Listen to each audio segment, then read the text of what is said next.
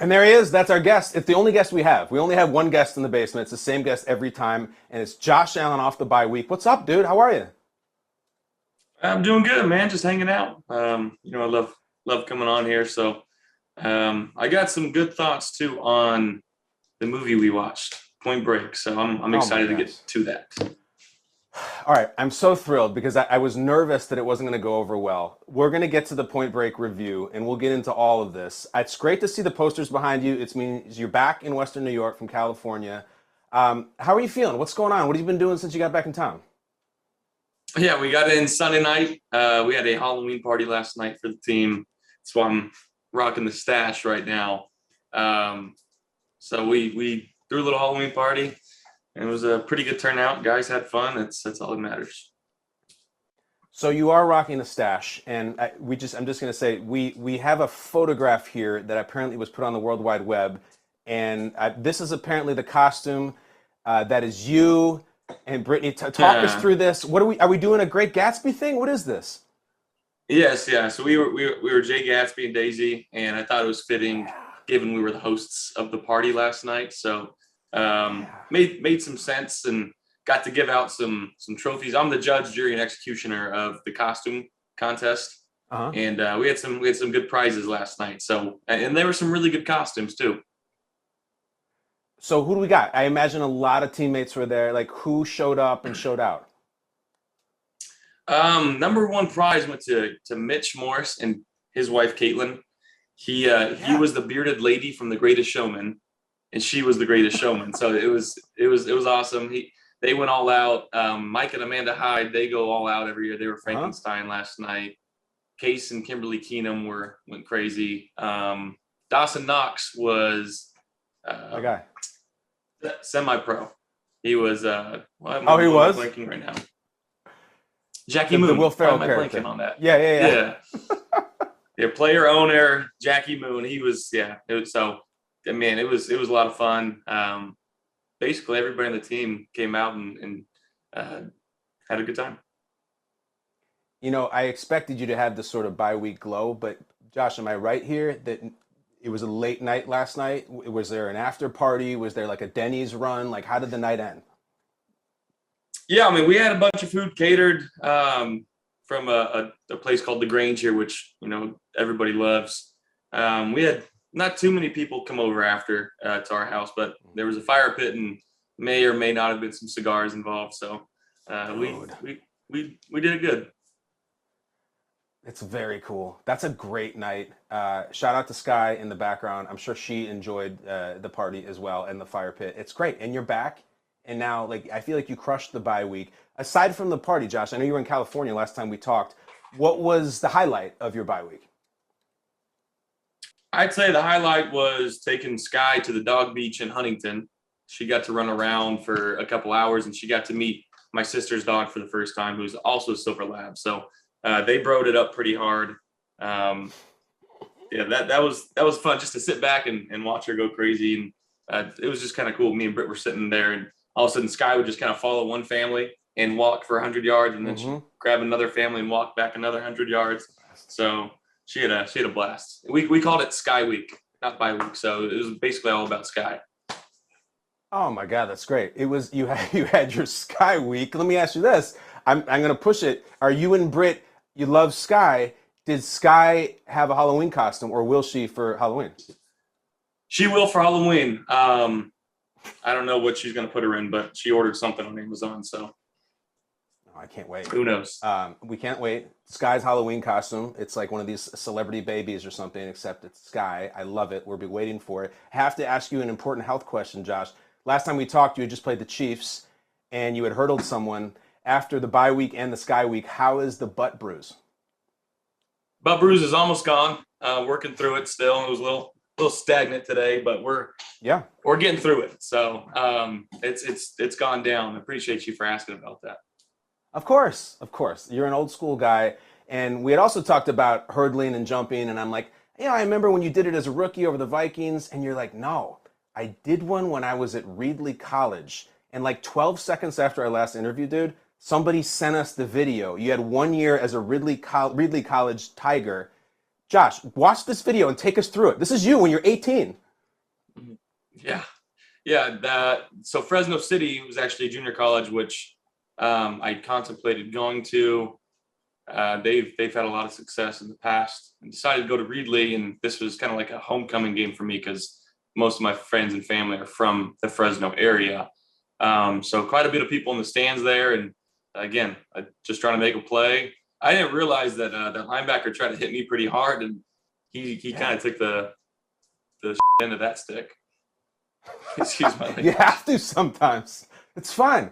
I look at this and look, we've talked a lot about your career, coming out of high school and college and finding your way to Wyoming. At this point in your really college experience, like as you're midair or in this night, is your path starting to become clear? Like, do you know where you're headed next, or are you still just playing at junior college? I mean, I always knew that I had it in me. I always knew that I was a Division I quarterback, and I was just trying to go out there and prove it to everybody else to just try to get a scholarship, you know. So I always felt like I knew what I was doing. Many people around me may have not believed that, but I kind of knew what I was doing. Do you ever take a moment to just say, like, how do you like me now? Are you not entertained? Like, you're leading the league in passing. You're a front runner for MVP. You're having cigar parties with your teammates on your bye week. Like, and nobody wanted you. Have you done it? Do you still do the "How do you like me now"? I mean, I do it in a way where it's not framed that way. It's more of like, dude, I was in junior college not too long ago, you know. So I'm going to enjoy playing this game. I'm going to enjoy being able to play and live life this way, and to do something I freaking love to do every single day. I get to wake up and go into a facility that's full of dudes that I consider my brothers and some of my best friends, and I get to freaking play football for a living. Like, it's the coolest job in the world to me, and it's everything that I've always wanted. You know, and there's some pros, there's cons, but the pros ultimately heavily outweigh the cons in this job bracket. And again, I try not to take things too seriously because I know it could be taken away in a split second. So I try to enjoy it and have as much fun as I can. A lot of fun to watch, man. And I know you love ball. You're in the bye week. Did you watch football Sunday? I golfed early and we flew back Sunday, so I watched most of it. I watched the 1 o'clock slate. I know Chris Hansen shouted me out. That was pretty cool. Or Scott Hansen, not Chris Hansen. Oh no, was it Chris Hansen? Hansen's To Catch a Predator. Okay, yes, Scott Hansen. Oh man, that's Scott Hansen shouted me out. Not the other one. I know Scott Hansen, dude. Everybody is constantly calling him Chris Hansen, and I'm sure I don't know Chris Hansen, but I'm sure people are like, "Dude, the Octobox," and you're like, he's like, "No, I'm with the Predators." So Scott Hansen shouted you out at the top, which is awesome. Yes. What'd you think? Like, what stood out from you from the 1 o'clock window? Anything you liked? I mean, there was a couple upsets. Obviously, teams that weren't supposed to win won. You look at the Panthers, and I did see the stat. Like, right, it was Taylor Heineke and PJ Walker starting games in the XFL a couple years ago, and they come out and they beat, you know, Tom and Aaron, who are Tom and Aaron. So I thought that was a pretty cool. I don't know if you call that a stat or just a matter of coincidence, but to have like that again, that's pretty cool for those guys who didn't know where their career was 2 or 3 years ago, and now they're back on the biggest stage playing some good football. It's incredible. Let's talk again about your boy Dayball. 6-1. And everybody here, I live around Giants fans. I'm in the suburbs outside of New York, and I think they're all surprised. And when you say, how are they doing it? How are they 6-1? Everyone's not really sure. What is it about him? Because it's one thing to go off to a good start, dude. 6-1 is something else. Why is Dayball doing this? You know him. Well, I think he's one, a leader of men, and I think guys respect him and the person he is, and they want to play harder for him. I think, too, he allows, you know, his coaching staff to coach and do things their way. And I know they brought in the DC from Baltimore for the last couple of years in Wink, and their defense is really freaking good, and they got some young guys playing really well. And then you got, you know, Daniel taking care of the football, and you got Saquon doing what he does. So yeah, they're playing some really good football right now. And again, I think Dable just being kind of like I said, that leader of men, has these guys playing at a very high level, playing for each other, and it's good to see him have so much success early on. And yeah, it's awesome. The natural thing that people do when Daniel Jones is on the field or in his practice week is your name comes up a lot because of the connection to Dable. Do you know him? Have you ever talked to Daniel Jones about coach or just even about ball? Yeah, we've talked quite a few times. We have the same agent, same financial guy, so we're very intertwined in terms of that. So when Dable first kind of got the job, I was with him, I think, at the Super Bowl, and just like, dude, you're gonna love him. Like, here's some little tidbits for his offense. Like, he's gonna be awesome for you. Make sure you tell him stuff you like, stuff you don't like. And I know they got their OCs calling the plays, but to have that relationship with your head coach, it makes things a lot easier. So yeah, Daniel's awesome. Danny Dimes is what everybody calls him, but Yeah. DJ is what a lot of people call him. So he's a great dude, and he's playing some good football right now. It really is. They just can't lose. It's really cool to watch. It's just so unexpected, and the Jets are good. It's fun around this area. In the meantime, you are an AFC East lifer. You also grew up watching ball throughout like the heart of the Belichick dynasty. As a Bills guy, what is it like to see the Patriots struggling so badly? I mean, it's the league. It's hard to win, consistently in this league, and I got no doubt that they've got one of the best coaches of all time to ever coach. He's going to get things right, and they're going to get things rolling. And again, the first few weeks of the season, it's so hard to kind of tell what a team is. As you get into like this middle chunk and towards the end, team's starting to play hot. It's just really about getting hot at the right time. So you take it with a grain of salt right now because, again, of who they got over there and the guys that they have in that locker room, and how much success that they've had over the last X amount of years, man. So you can't take anybody lightly in this league. And again, it's a week to week league, and anybody can beat anybody any given Sunday. Yeah, the dumbest thing you can do is say the Patriots are done and Belichick is washed, because he's not. And I would say the same thing about your next opponent. It's Packer week.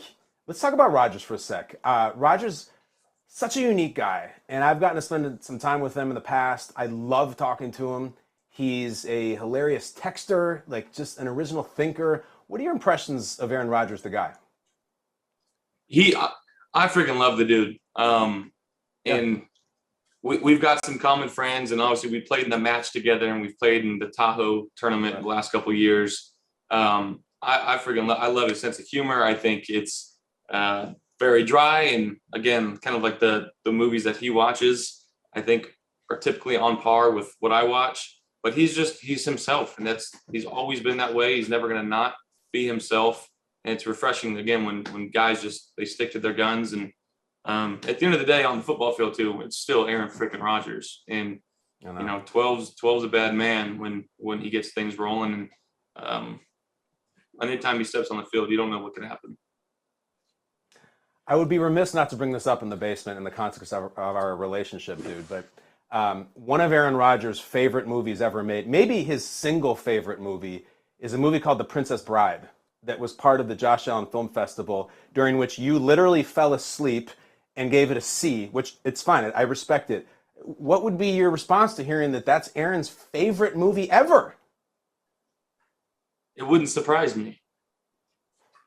Why? Aaron is who he is, man, and that's kind of his humor. It was super dry, a little bit out there, but it doesn't surprise me that's his favorite movie. Not for me, though. There may be a conversation on the field between the two of you, not about Bills Packers, but about the Dread Pirate Roberts and Buttercup. So just come ready, because he may call you out on that. Yeah. In the meantime, going into this game, they lost last week. They're struggling to win. His take was, no one's going to give us a chance against Buffalo. This is national TV. We could get exposed, and this might be the best thing for us as a team. What's your response when you hear that? Again, I mean, we're just trying to put our best foot forward, have a good week of practice. But at the end of the day, it's like I said, it's Aaron Rodgers. So It's one of the greatest, if not the greatest quarterback that ever played the game. I got so much respect for him, on and off the field. It's Aaron Rodgers, man. It is. I think, listen, I love you. I love watching you play. You're a lot younger than he is right now. Rodgers is the best I've ever seen in my life. And I've been watching football since the 80s. I've never seen somebody better. I asked you this with Mahomes last week about what would you take from his game. And you were talking about the arm angles that he does that are so crazy. What's something that Rodgers does that you're like, man, I wish I could do it exactly like him? Again, I think rolling to his left, Aaron is so deadly. And again, rolling to your left as a right-handed quarterback is a pretty difficult thing to do, but he does it with so much ease. Like one play that comes into my mind was against the Dallas Cowboys where I forget the tight end. He made that like Michael Jackson catch, like on the sideline, the tiptoes in the playoff game. But again, he rolling to his left and just threw Jared Cook. He threw an absolute laser, like on a line, 40 yards downfield. And it's still so impressive to think about that throw and how it got there and the timing, the placement, and given the circumstance of that game, they needed a field goal, with 3 seconds left or whatever it was to win the game. He does that, I think, better than anybody that's ever played the game. And again, you can make an argument for him and what he's done statistically, all this and that. He's so fun to watch, and he's someone that I tried to emulate my game after, as a kid, watching Aaron and Tom. Those were the two guys that I just consistently watched. I think anybody that's a young quarterback is going to say those two because of the sustained success that they've had. But man, on the field, you can't argue with it. It's impressive to watch him play. I agree, man. We're going to get to Josh's Point Break review in 1 minute. Last question about Rodgers is kind of interesting, Josh. Your rookie year, it was your third start ever. It was against Green Bay. It did not go your way that day. You lost 22-0. And I remember you've talked about before about how important it is to find the quarterback after the game. What do you remember about playing him that day? And do you remember on the field afterwards when the two of you guys came together? The game was bad. There's some bonehead plays, not protected myself very well, throwing a couple up in the middle. That was a tough start, honestly. Again, that defense was rolling, and yeah, it was. After that game, I don't really remember talking to him much. It was just like, hey, congrats, stay healthy on the rest of the season, which is kind of normal. But we saw him in the preseason a couple of years ago, and before pregame, it was pregame, and we were talking about left foot back, right foot back, when he uses his foot pop, and I was just trying to pick his brain a little bit. So that was preseason, so I don't know if he's going to give me any tidbits in the regular season. Well, I know he's a big fan of yours, and so I can't wait to see the two of you guys come together.